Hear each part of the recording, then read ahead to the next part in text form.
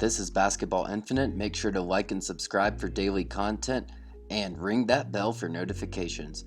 Joel Embiid is an absolute stud muffin. There's zero doubt about it. He scored a ridiculous amount the last 10 games, and as we all know at this point, he scored 50 points last night, and we are going to go over that.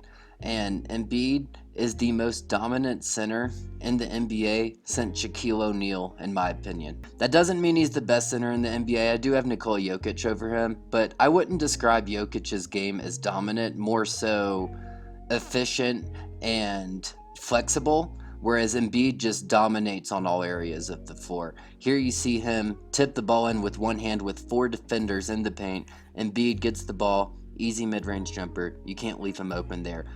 Embiid gets the ball with DeAndre Ayton draped all over him. That's an easy bucket. You can't do anything about that. Embiid has the ball on the right side of the key now. Gets a dunk on Dario Saric, his former Philadelphia 76ers teammate. Good golly gee willikers. Embiid gets the ball at the top of the key, makes a shot on Dario Saric again. Holy macaroni. Embiid gets the ball with Dario Saric again. I don't know why they have Dario Saric on him, because this clearly is not working out. They have to double team him.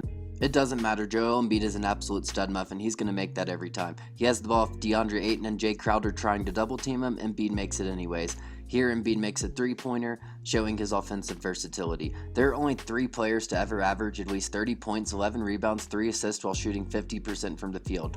Those 3 players right now are Joel Embiid, Wilt Chamberlain, and Kareem Abdul-Jabbar. So that shows you that he is in Hall of Fame company, and I am excited about the incredible rise of Joel Embiid. Here we have a game on February 17th against the Houston Rockets where he scored 31 points with DeMarcus Cousins guarding him most of the time. Here we have headband Embiid making a fadeaway jumper. Embiid at the top of the key makes a three-pointer right into DeMarcus Cousins' face. He can do nothing about that. DeMarcus Cousins looks absolutely helpless. But DeMarcus Cousins should not feel ashamed, because the more I watch Joel Embiid, the more I realize that pretty much every center guarding him looks absolutely helpless. Here we see some of Embiid's playmaking ability, because in this game he actually had 9 assists. And Embiid makes another easy shot on DeMarcus Cousins, and here you're going to see him driving to his left on Cousins, switches hands to his right, and he makes the right-handed layup. Embiid setting the pick for Tobias Harris to hit an open 3. Then Embiid on DeMarcus Cousins. Once again, this seems to be a theme. He's driving to his left. He turns to his right and hits a spin fadeaway jumper right into DeMarcus Cousins' face. Here you can see his transition ability. Embiid driving to his left gives the ball to Steph. I always mix up Stephen Curry and Seth Curry. That's like the second video I've done this. You know what? We're just going to leave that in.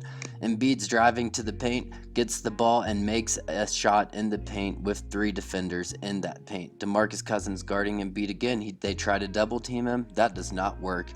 Even on double teams, Embiid is still efficient. Embiid hits a fadeaway once again to give himself over 30 points. LeBron's MVP chances are in trouble, guys, and that's because the stud muffin Joel Embiid done scored 50 points last night. Good golly gee willikers.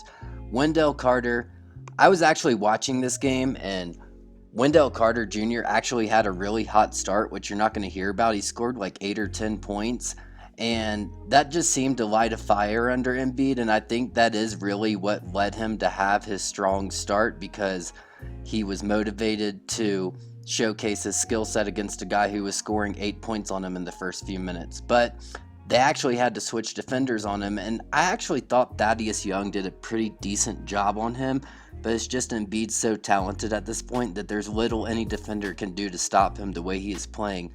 Double teams, triple teams, quadruple teams, quintuple teams, there is nothing you can do to stop Joel Embiid. Joel Embiid dunks on Wendell Carter Jr.'s head here. Then this is one of the more impressive blocks I've seen from him all year. Embiid running the ball in transition, Euro steps past Wendell Carter Jr. for the and one, who is absolutely helpless. I actually bought NBA League Pass last night, and this was the first game I watched on League Pass, and throughout watching this game, what kept coming up in my head was Shaq's performance on his birthday against the LA Clippers when he scored 61 points. And it was the most dominant center performance I had ever seen, and I would still say that is the most dominant center performance I've ever watched, at least in the modern era. But this comes a close second, because This isn't a bad defensive team. This is a Chicago Bulls team that is improving under Billy Donovan as the new head coach. But they could do absolutely nothing to stop Joel Embiid last night. This is a big man who can rebound. He can make threes. He's shooting 40% from three. He can make assists. He's not quite Nikola Jokic in that area, but he can still make a play here and there.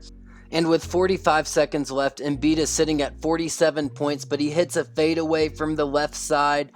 Give Joel Embiid his money, baby. And then here he hits a free throw to get that 50 points. Good golly gee Wilkers. 50 points, 17 rebounds, 4 blocks. I cannot believe it. Joel Embiid is the first Sixers player with a 50-point game since Allen Iverson in 2005. He is the first Sixer with a 50, 15, and 5 game since Wilt Chamberlain in 1968. And this is what Joel had to say about the Philadelphia fans. The fans are always there for me. I play for the fans. I play for the city, and all my goals related to basketball are for the city of Philadelphia.